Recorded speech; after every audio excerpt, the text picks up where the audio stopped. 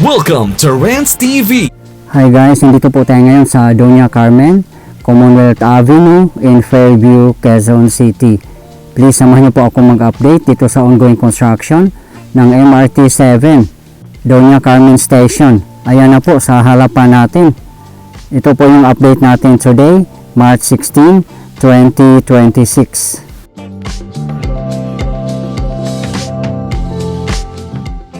Halos isang taon din po tayo bago makapag-update po dito ulit. Kaya samahan niyo po ako guys para makita po natin kung ano po ang mga development.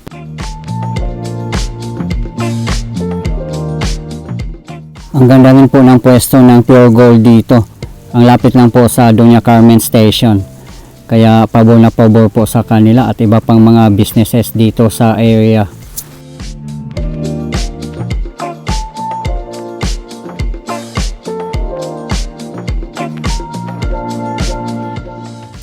May hagdanan din po silang ginagawa dito sa ilalim ng viaduct.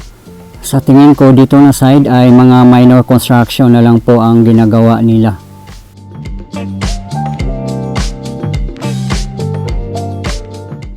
FYI guys, ang MRT 7 ay 22.8 kilometers po ito at magkakaroon ng 14 stations.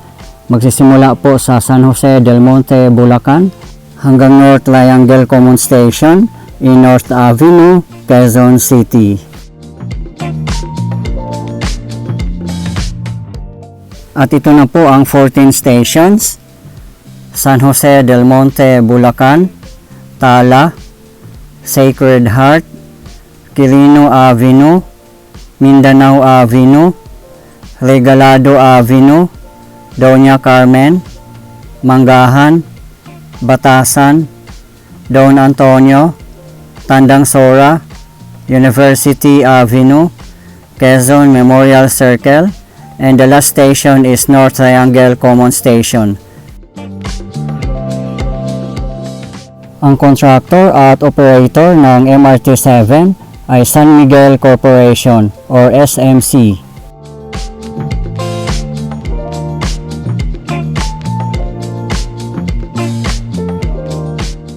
Ang train sets naman po na gagamitin nila ay Hyundai Rotem, similar po sa LRT2.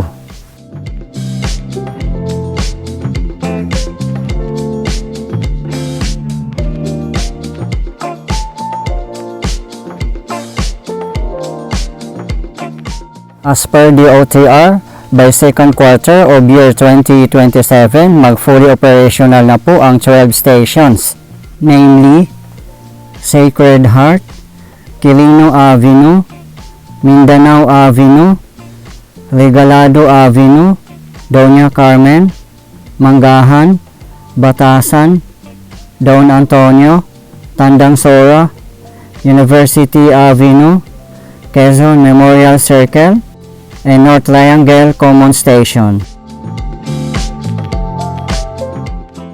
Sana nga po matutuloy na ang partial operation by next year. At aware naman po tayong lahat na sobrang delay na po talaga ang operation ng MRT 7. Ganun pa man, tuloy-tuloy pa rin po ang kanilang test run. Kaya nakakatuwa po tingnan at nakaka-excite.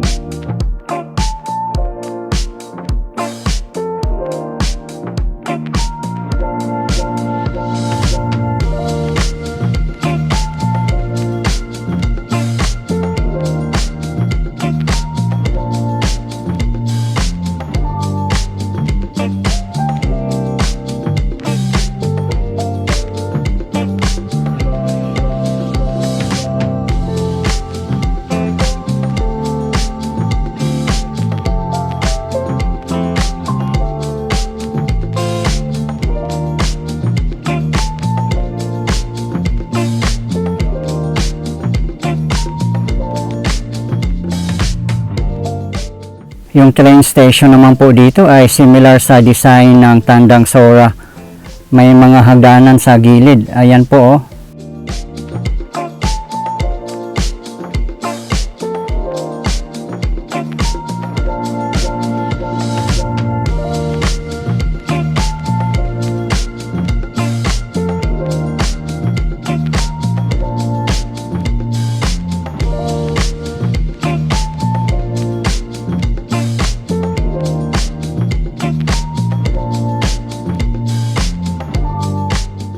May mga nag-comments nga din po sa previous video natin na hindi daw po ganito ang original design.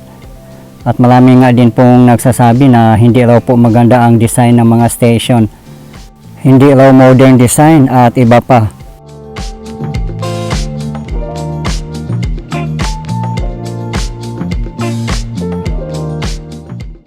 Makikita rin po natin dito, majority ng walling niya ay hindi po solid concrete or naka-glass panel, kundi ginagamitan po nila ng window screen o yung parang steel mat. Pati din po sa ibang station ay ganyan din po ang design, but hindi po ako sure kung ganyan na po ba talaga ang design niya. Kung ganyan na po ang magiging design ng mga walling niya, siguro naman po well ventilated, kasi parang steel mat din po yan or screen na may mga butas-butas.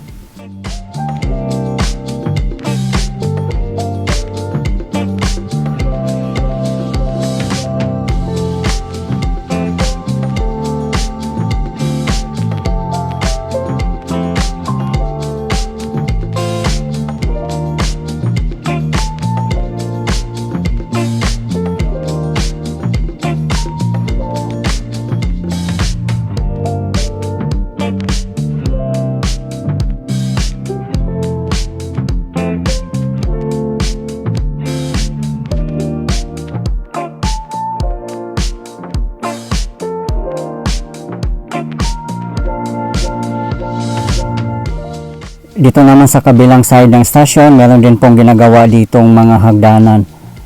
Siguro in future magkakaroon din po dito ng busway station.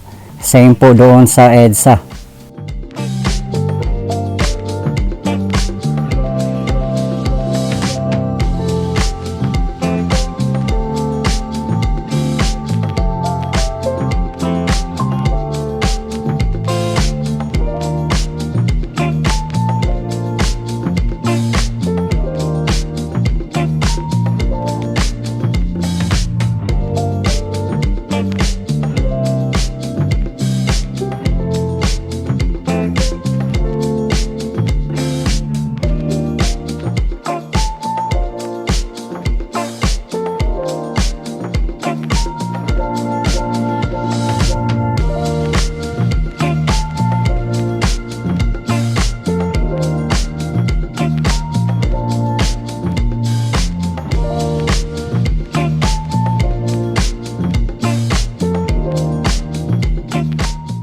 Yung mga viaduct obviously tapos na po kasi nakapag-test na po sila.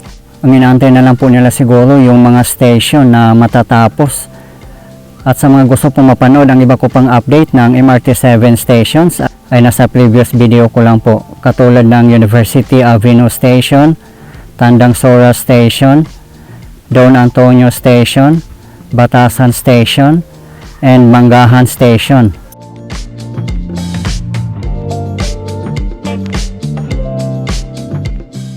Meron pa po tayong iba pang mga updates katulad ng flood control project sa kahabaan ng Marikina River as well as EDSA rehabilitation na sa aking previous video lang po sa mga gusto pong mapapanood.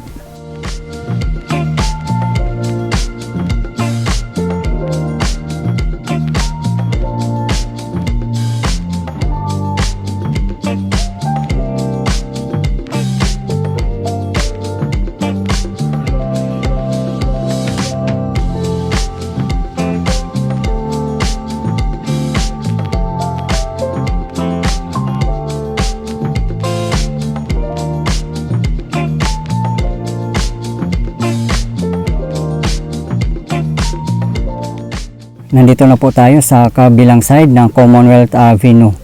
Ayan na po sa tapat natin ang Doña Carmen Station.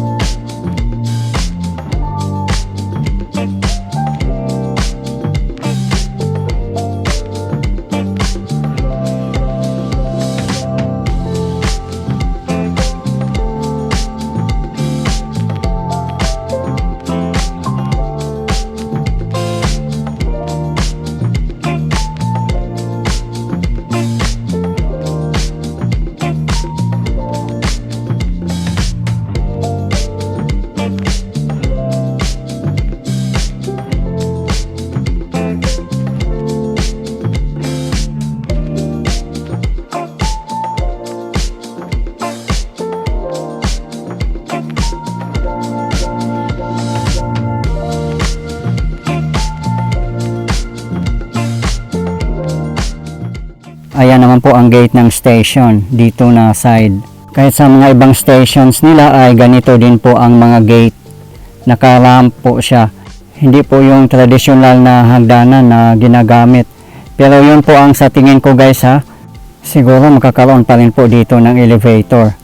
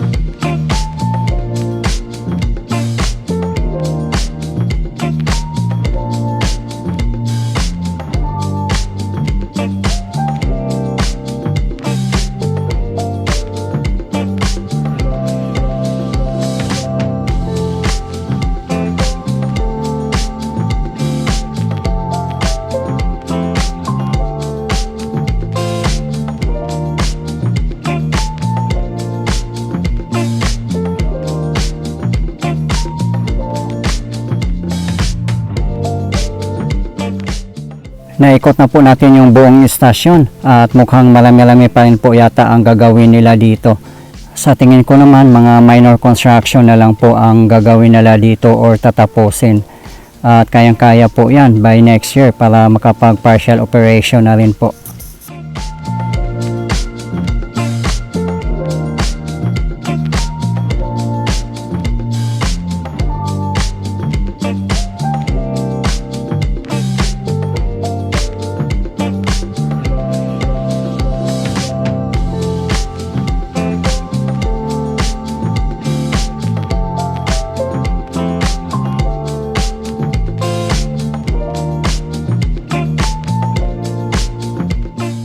Kung mag-ooperate na po ang mga common stations natin tulad ng MRT-7, MRT-3, LRT-1 at Metro Manila Subway ay magtatagpo sa North Triangle in Quezon City.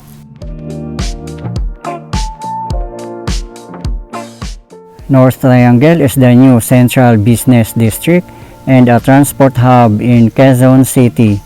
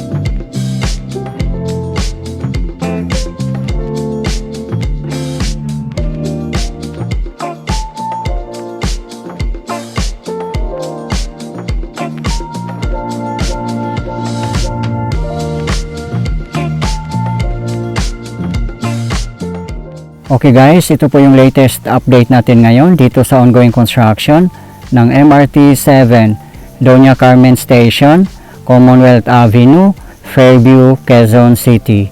As of today, March 16, 2026. Maraming salamat po sa patuloy niyong suporta at panonood ng aking mga videos. I really appreciate po. At hindi po ako magsasawang i-update kayo, lalong-lalo na po sa mga government infrastructures. Mabuhay ang Pilipinas! Okay guys, thank you for watching and keep safe everyone.